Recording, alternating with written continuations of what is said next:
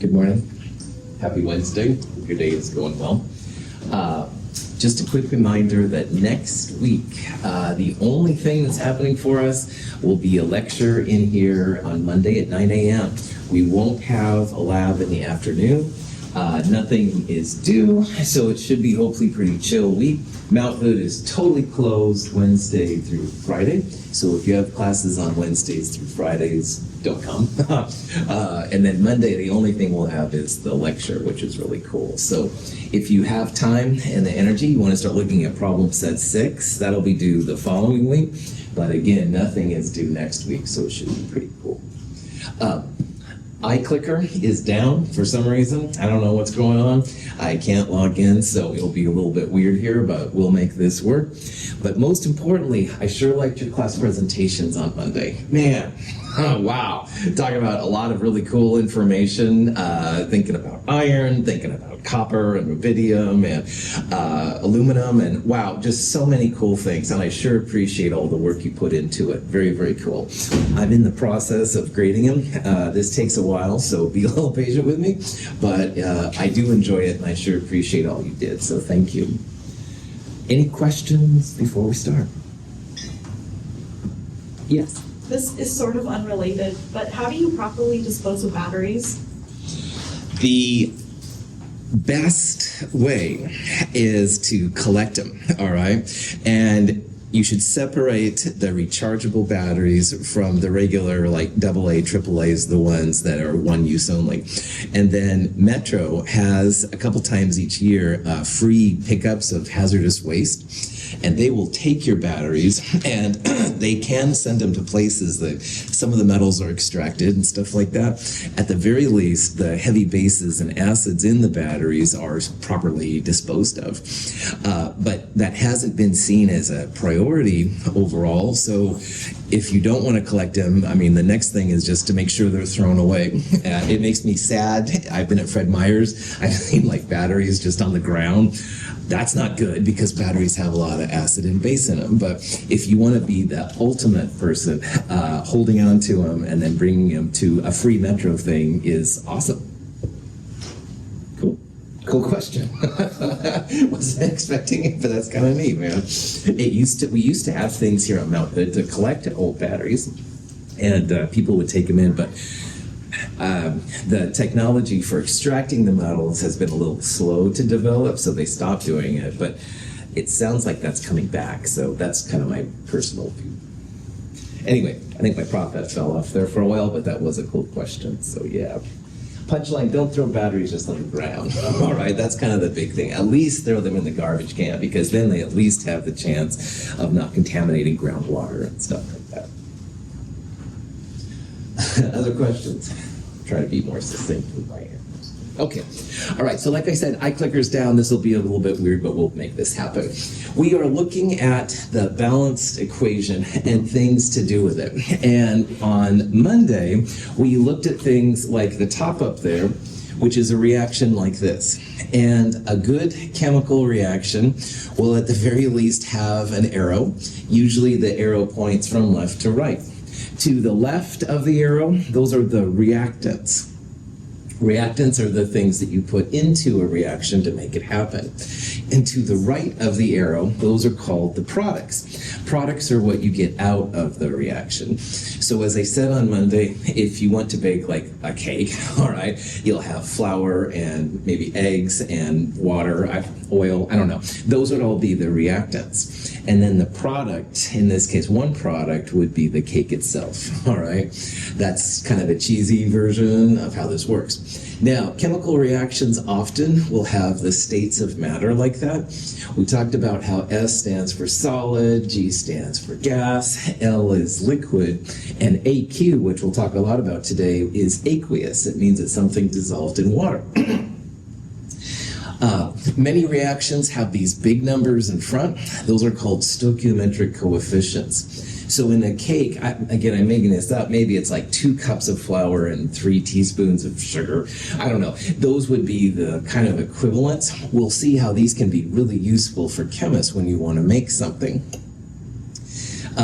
This little delta symbol, if it's there, means heat, all right? Heat is something that is often added to make reactions go faster or make them occur at all, for that matter. If you see it, that's what it means. It's not required or anything like that.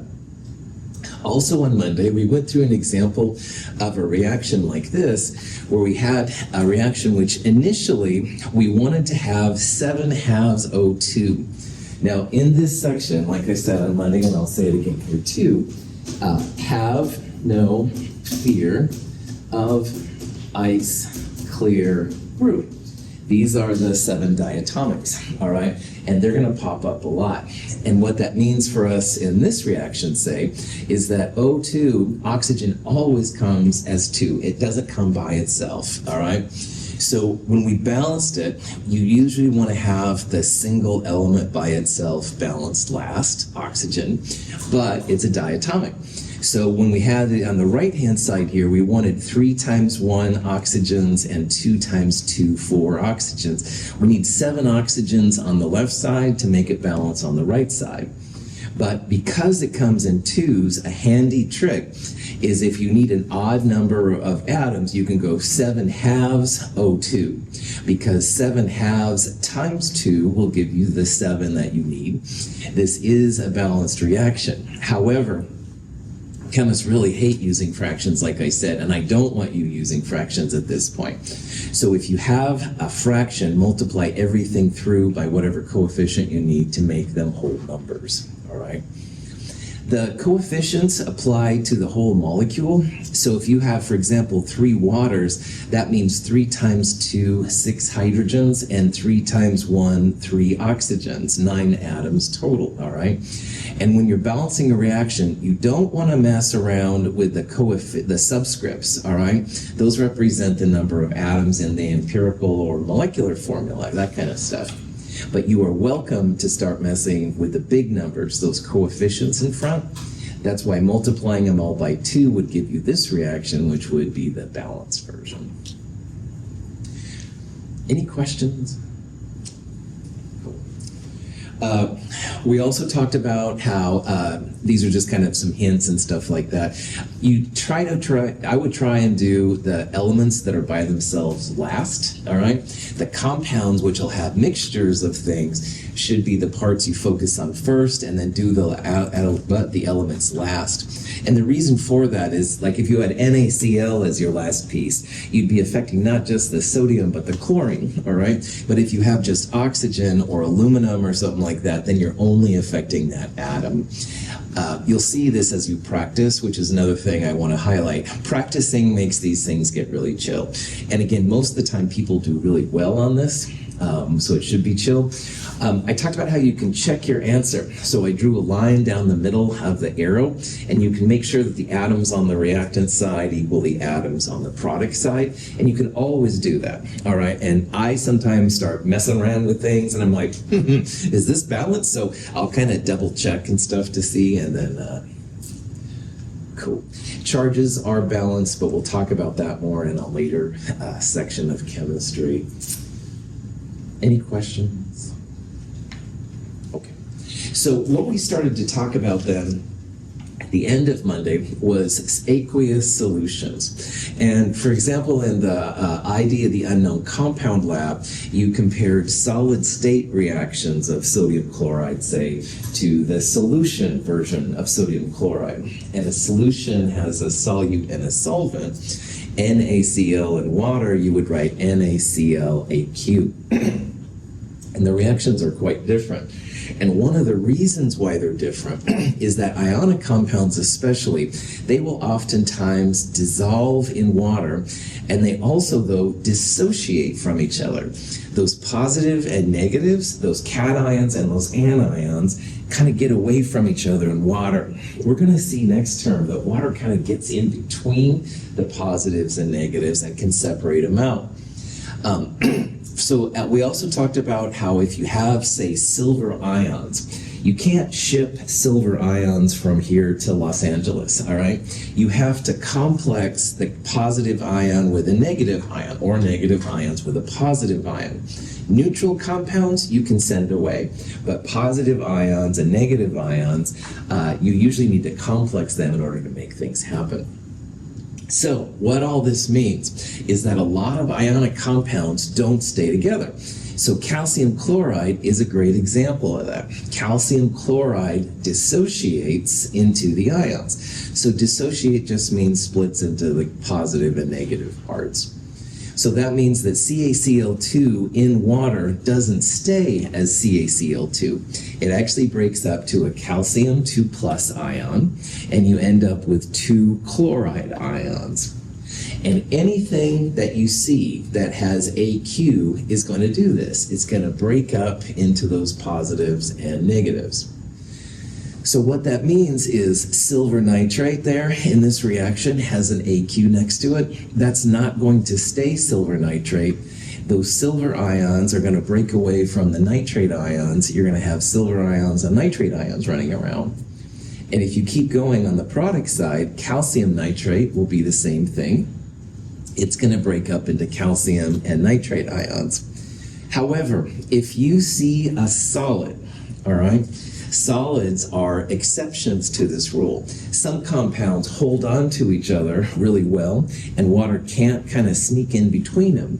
Silver chloride, we're going to see, is one of these kind of compounds. So when a chemist writes a S right there, and it's a water-based system, that's basically saying, hey, that's not going to break up. That's going to hold on to its whole thing. So we would break up all the aqueous pieces in this reaction, but we're not going to break up solids because they're going to stick together. We're going to see also that if something is listed as a solid, a liquid, or a gas in water, that means that it stays together, doesn't break up. And there's some really interesting kind of chemistry that happens because of this, and we'll see this on the next slide. Questions on any of that? All right, so the punchline is that if you see a reaction like that and you know it's balanced, blah, blah, blah, the AQ means that it's in water. And in water, the ions can dissociate, and a lot of them do. So in this example, this is aqueous, and this is aqueous. All three of those are going to break up to both sides. However, solids and liquids and gases don't break up, they stay together. So if we know that these species dissociate into their ions, you can rewrite this equation, all right? So the calcium chloride really then is calcium and 2 chloride ions. And the silver nitrate, and there's 2 of them by the way, will break up into 2 silvers and 2 nitrate ions. And the calcium nitrate will break up, but we don't break up the solids, liquids, and gases. That's going to stay the same. This is a picture of the silver chloride lattice, and this one, for whatever reason, water can't sneak inside there and break those silvers away from the chlorides, so those kind of stay together.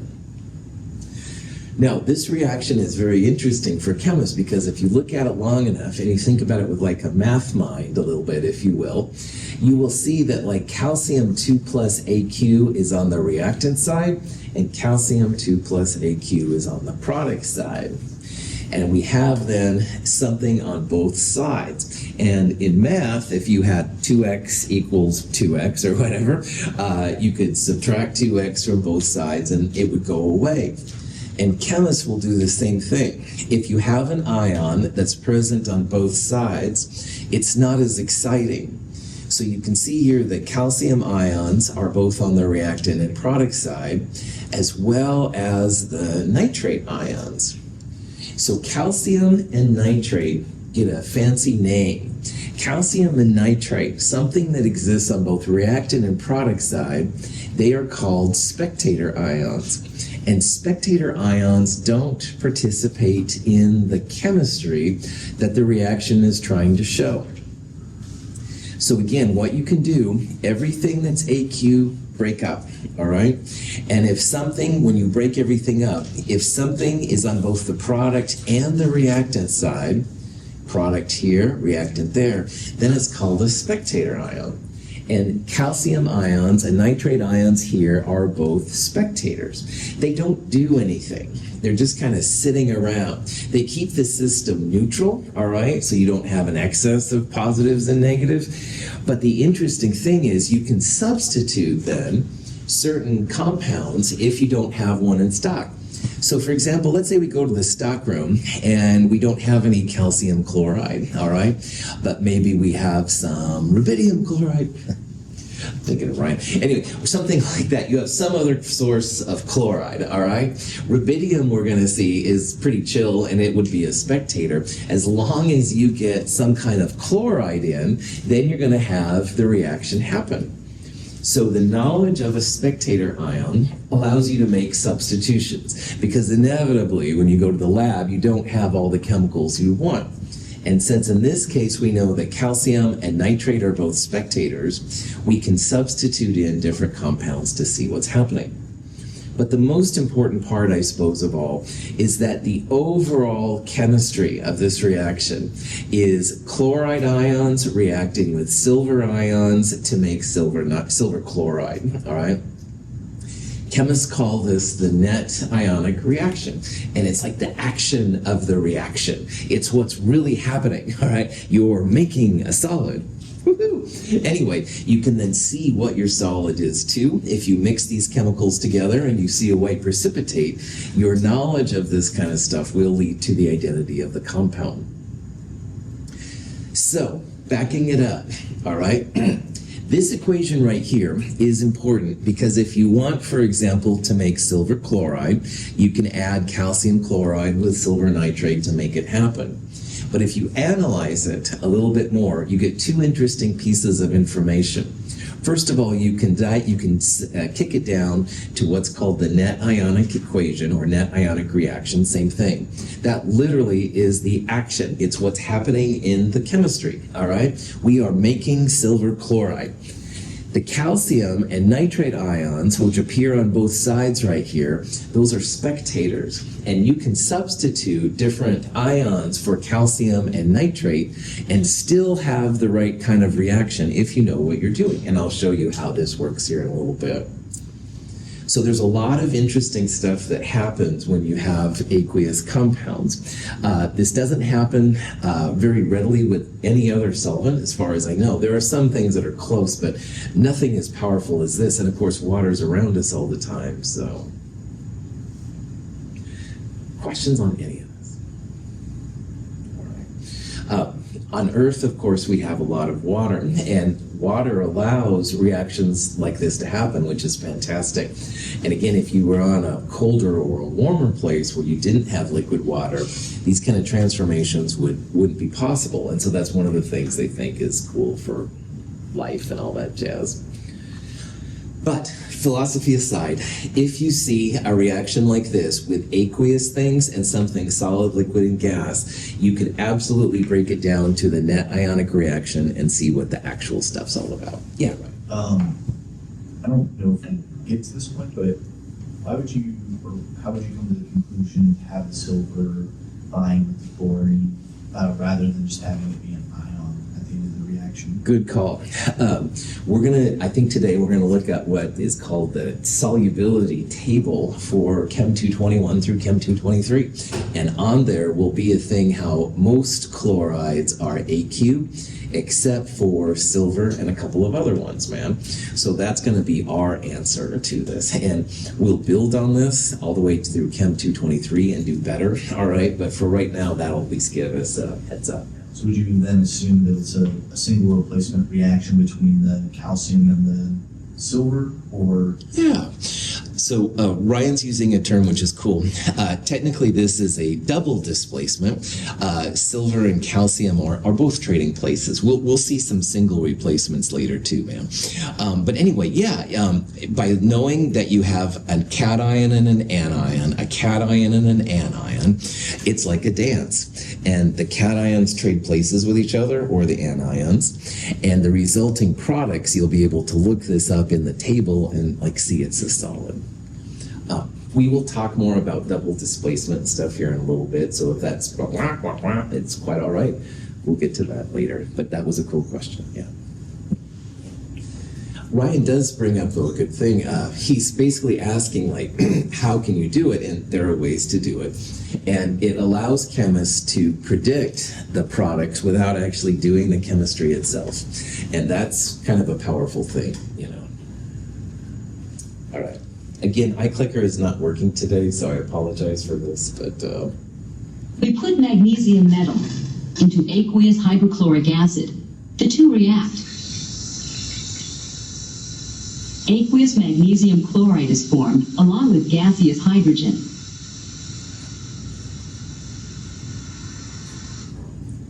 This comment is more for Ryan than anybody else, but anybody can listen, of course. This would be a single replacement, Ryan. This is magnesium and hydrogen, and they're trading places. So it's only like one set is trading places with each other, you know, but don't worry, I still like your question. Yeah, don't get me wrong. Anyway, all right, back to the regular lecture now.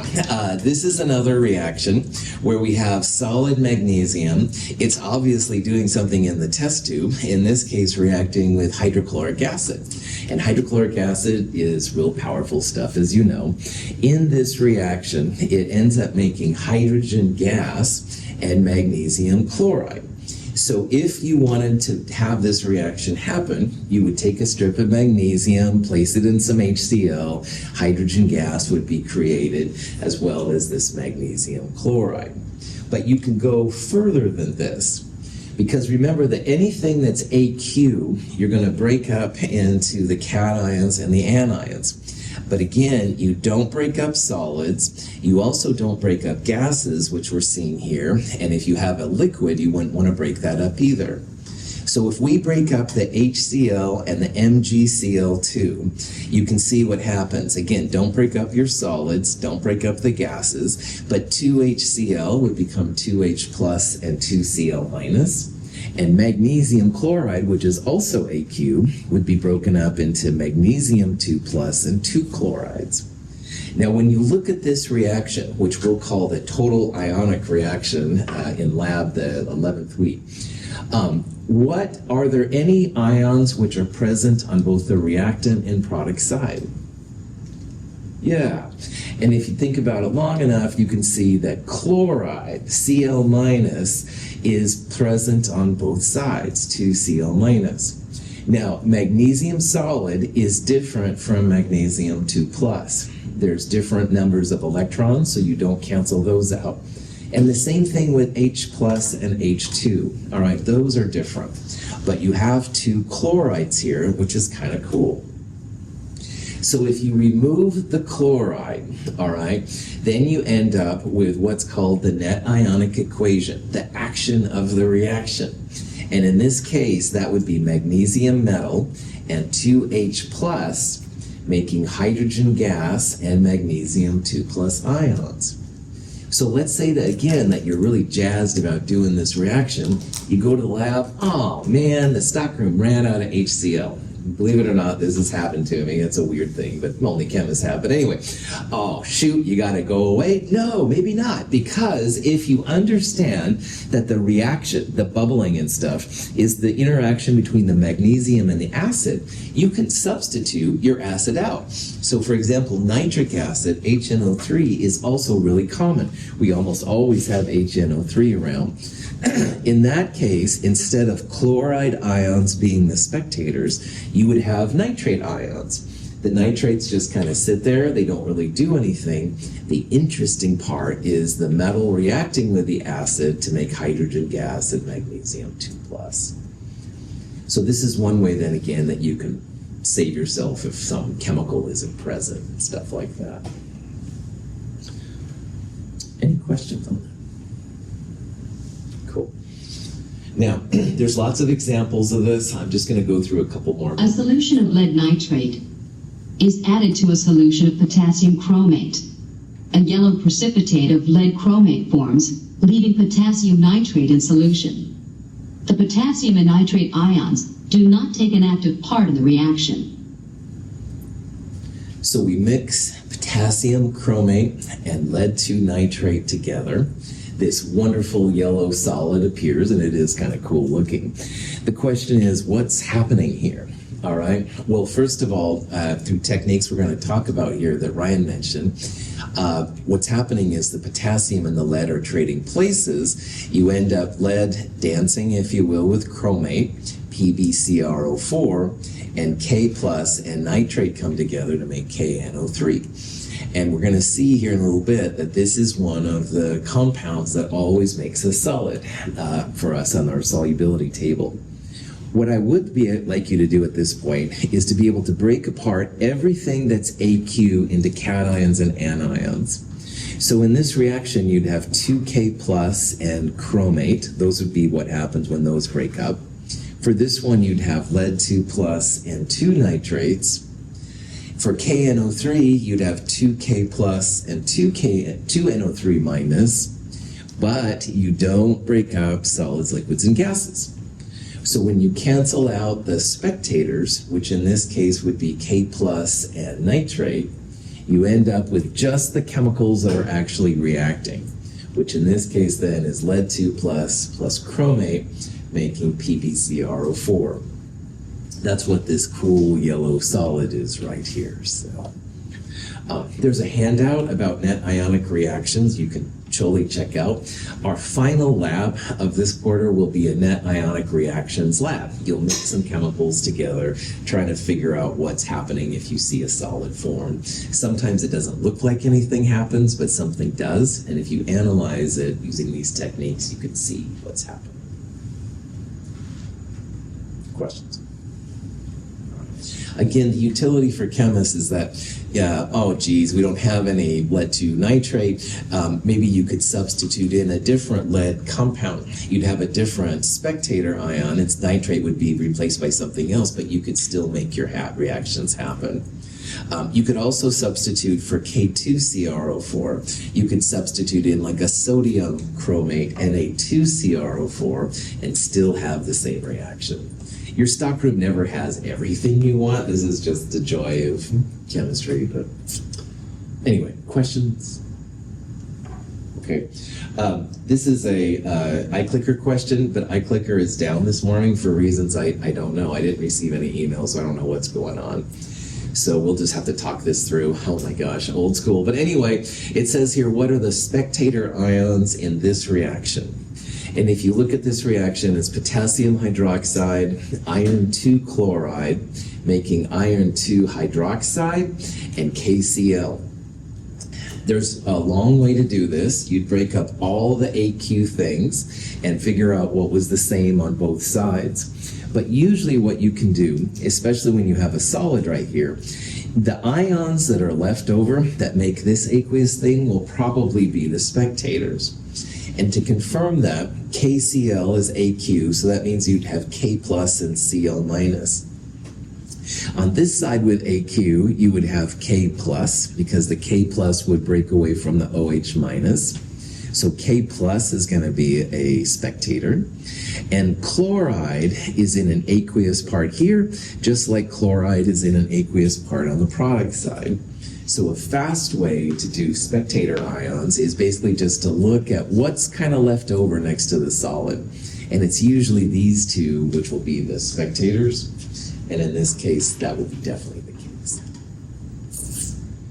You wouldn't want to take the iron 2 plus from FeCl2 because you need it to make this solid. And you wouldn't want to take the hydroxide from KOH because you also need hydroxide to make FeOH2. But if you would have K plus and Cl minus as AQ on both sides, good to go. Questions? Okay. Now, Ryan asked about, like, how do you know, basically, when things are solid? It's a really cool question. And what we're doing when we're looking for solids is we're looking for which compounds make precipitates. So a precipitate is a fancy chemistry name for when you mix chemicals together and a solid appears.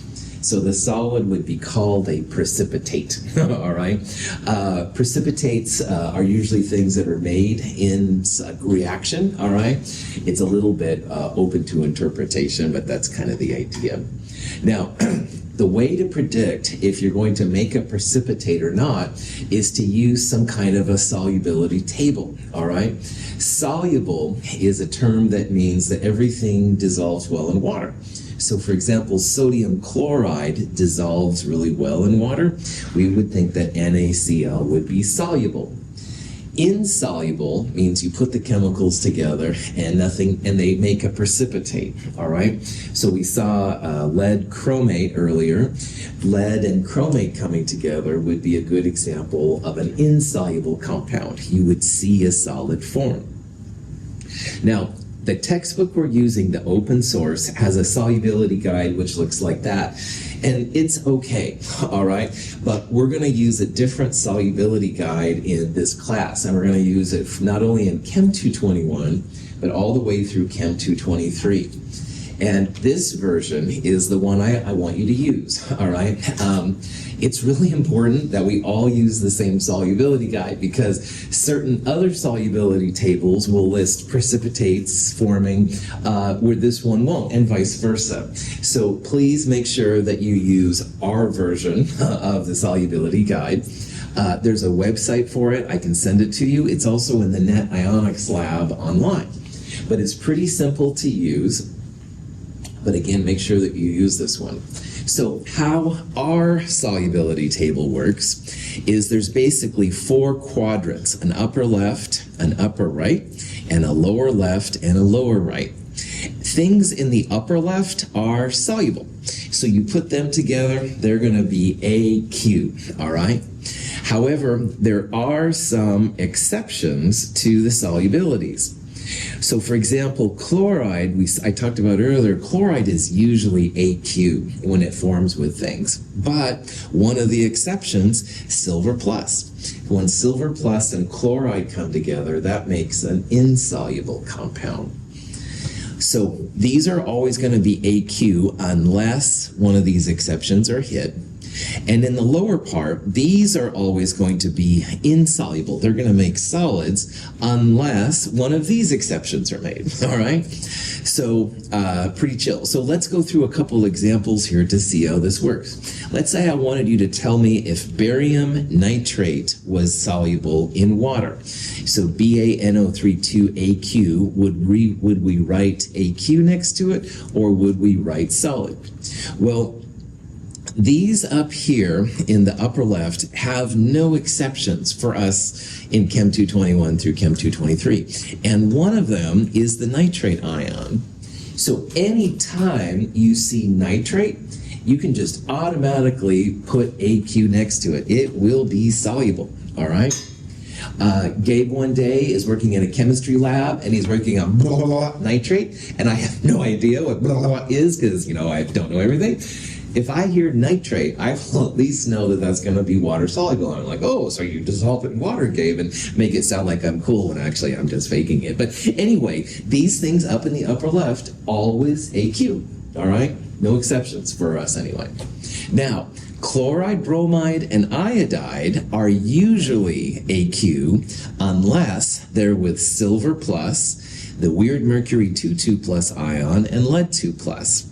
So barium chloride, if I wanted you to tell me if it was going to be AQ or not, well, most of the time, chloride, bromide, and iodide are AQ. Now, barium is not silver, mercury, or lead, so that means it's going to fall over here.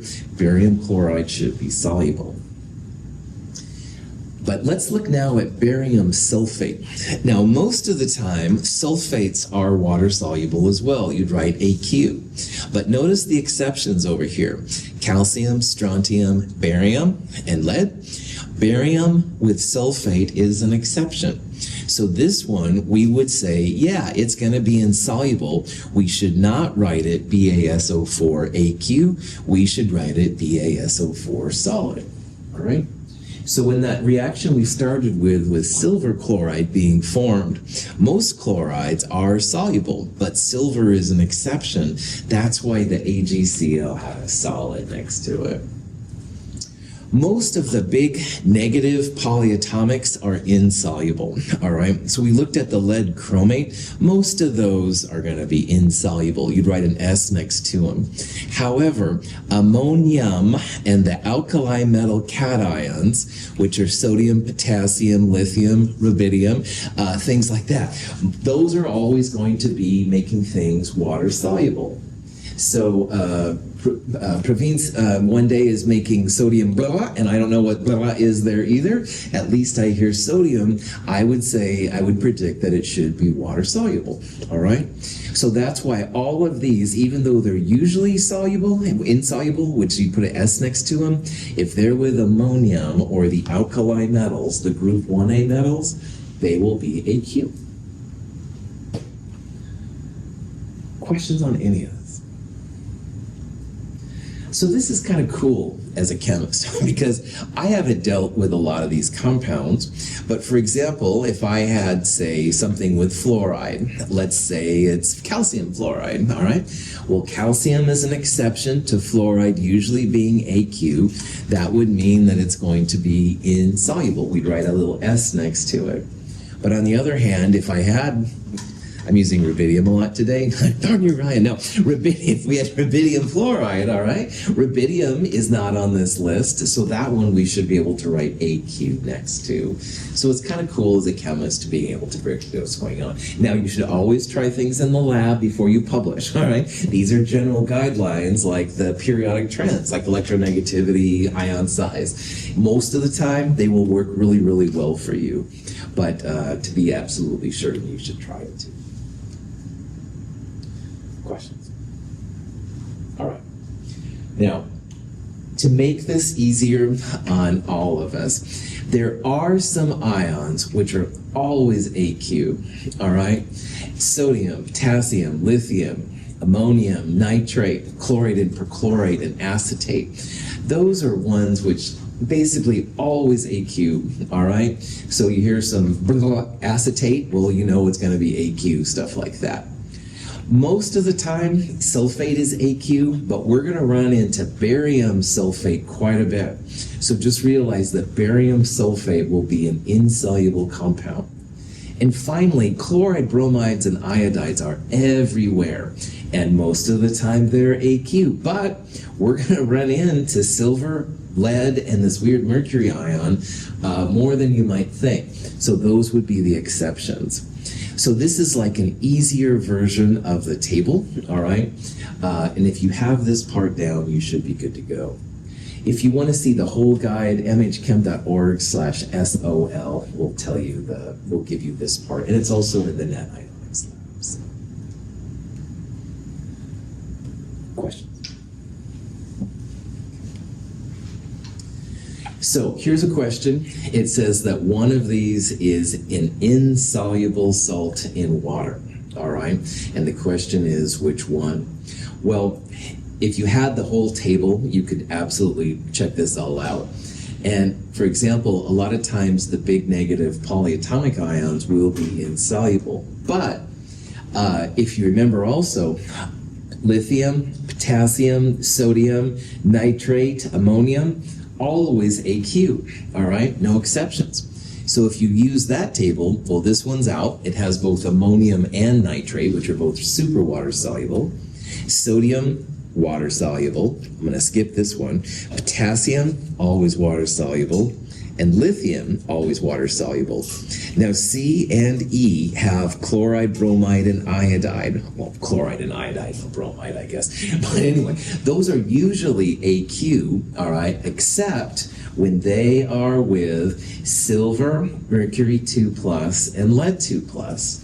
So answer C is lead with an iodide. Lead is one of the exceptions to when chloride, bromide, and iodide are AQ. Most of the time, chloride, bromide, and iodide put an AQ next to it. But we are going to run into silver plus, we'll run into the lead 2+ like we have here, and once in a while, we'll see this Hg2 2+ thing running around too. Any questions on that? All right. So to talk about what's happening in a solution, we can think about potassium. Potassium permanganate is an ionic compound. It dissolves readily when mixed with water.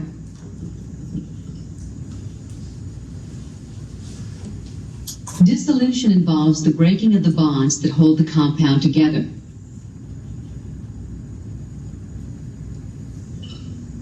The ions become distributed throughout the water, forming a solution.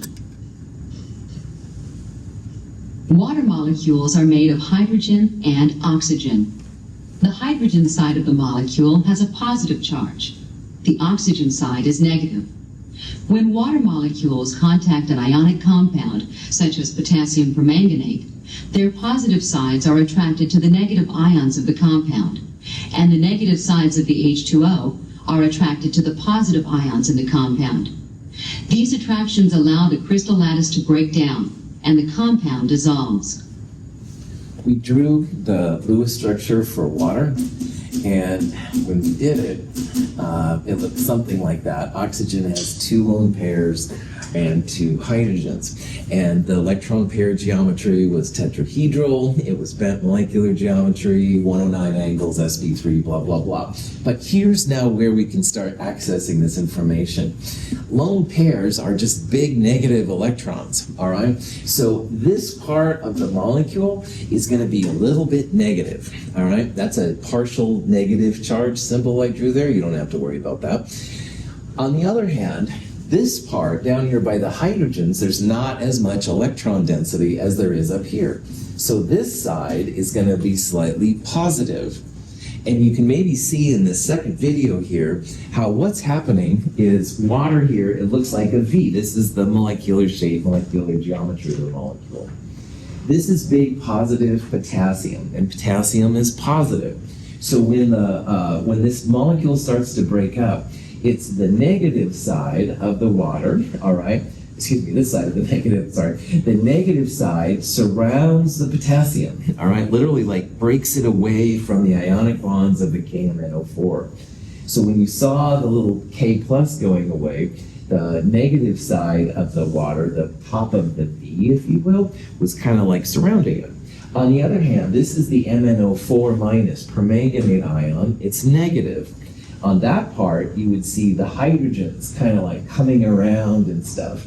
So they're able to extract these positives and negatives because water can flip itself around to give positive and negative charges, which is really fascinating. So these big, strong, this thing is not working, it's driving me crazy. These big, strong, solid ionic lattices, which have high melting points, boiling points, blah, blah, blah. Good old water just sneaks in there and starts pulling them apart. And so after a while, you don't have any more ionic lattice, at least for a lot of the ones we're going to look at and stuff. Potassium permanganate makes a real cool purple solution, if you've ever seen it. Sometimes it's used for purification of things. But anyway, it's a really nice, looks like Kool-Aid. Don't drink it, but anyway, it's a really kind of a neat compound.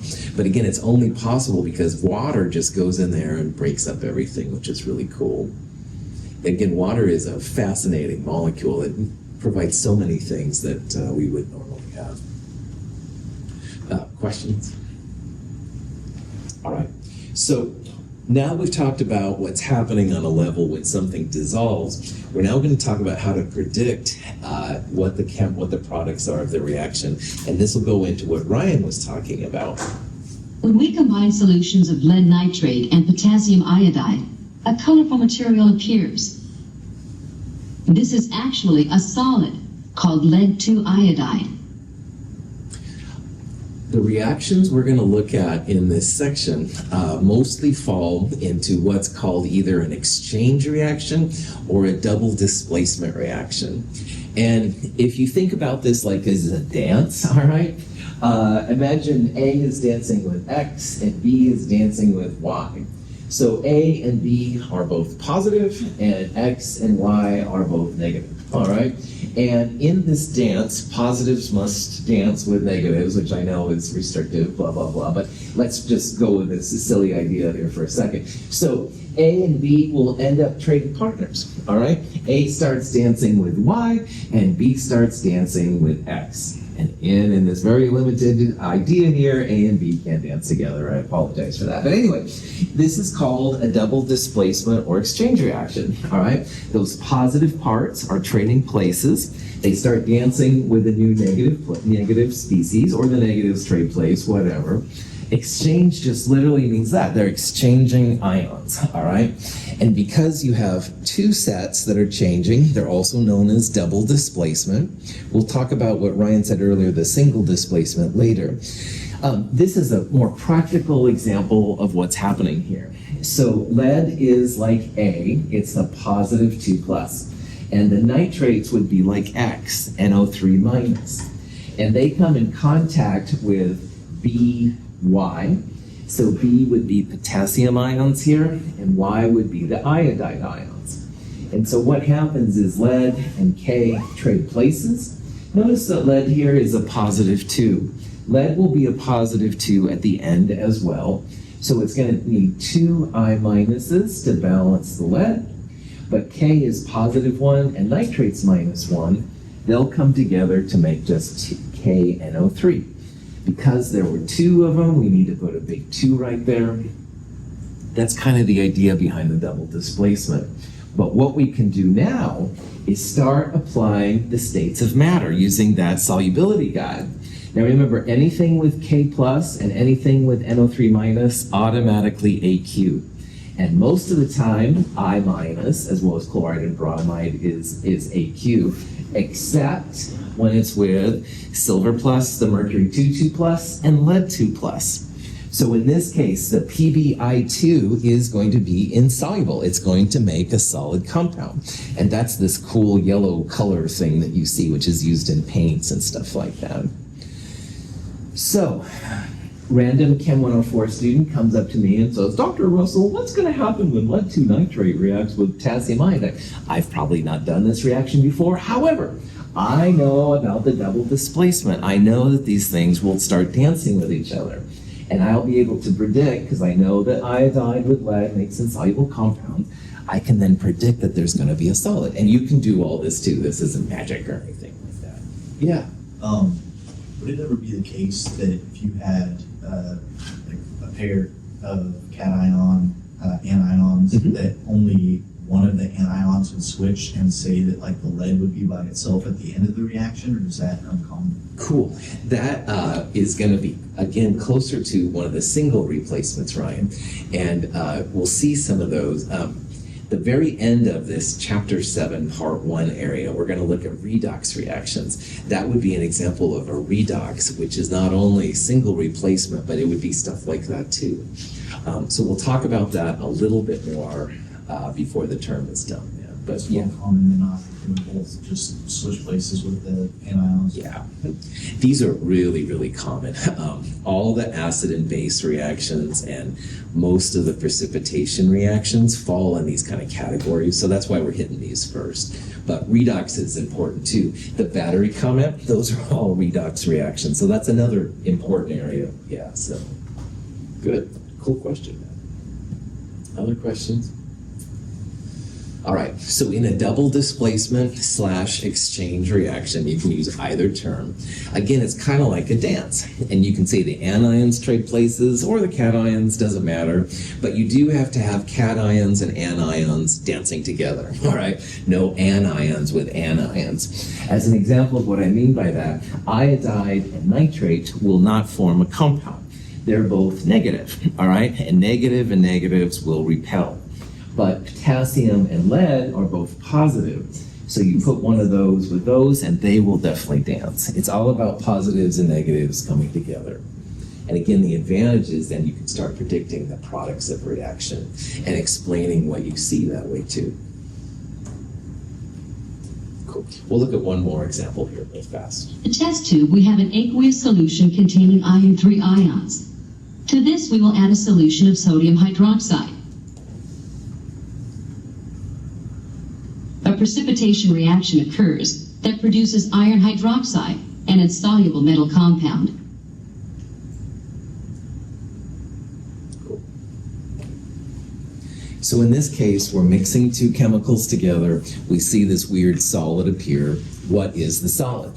Yes, you could send it away or do something like that. However, if you analyze this, you can see then that this is another pair of cations and anions. So the iron is the cation, the nitrate is the anion, sodium cation, hydroxide anion. And knowing these double displacements, how they work, iron starts dancing with hydroxide. Iron was positive 3 here, 3 negative 1 nitrates makes that iron plus 3. It's going to be positive 3 here too. And then to balance everything out, you add in the 3s. Hydroxides are usually insoluble on the table. So if hydroxide is usually insoluble, that's why that's the solid we see. It's FeOH3.